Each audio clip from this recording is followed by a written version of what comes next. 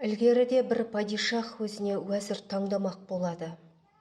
Үміткерлерді сынақтан өткізу үшін үлкен есік жасатады. Есіктің ортасына 10 шақты құлып салдырыпты. Сосын құлыптың әр түрінен болғаны жөндеп, қоса-қоса үлкен есікті құлыптарға толтырады. Бәрі дайын болған соң уәзір болуға үміткерлерді сынақтан өту үшін бір-бірлеп ішке шақыра бастайды. Алғашқы үміткер кіреді. Оған: «Сен менің уәзірім болғың келеді ғой?» «Иә, шын ниетіңмен өзіңді менің уәзірім болуға лайықтымын деп ойласаң, алдыңдағы есікті ешқандай кілтсіз, құрал-сайман қолданбастан ашуың керек».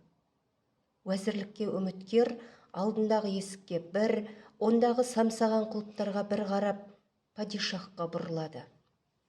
«Ұлы мәртебелім, бұл мүмкін емес. Қолыма мына құлыптардың бәрінің кілтін берген күннің өзінде мына есікті ашу бірнеше сағат уақыт алады».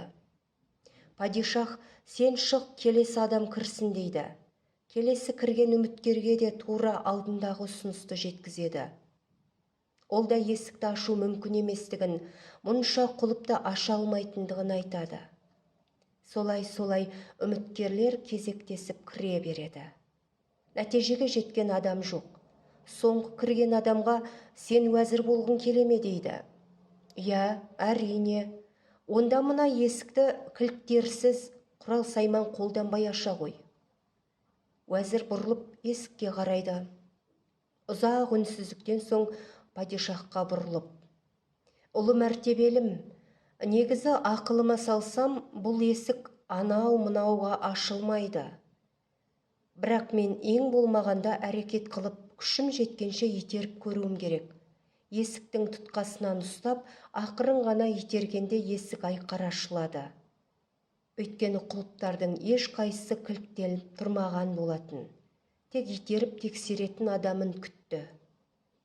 Осылайша әлгі үміткер уәзір болып тағайындалыпты. Әр қиссаның бір берер хикметі бар. Кейде жетістікке жету үшін алдымызда жабулы тұрған есіктерді ақырын ғана итеріп көру керек. Бәлкім ашылар.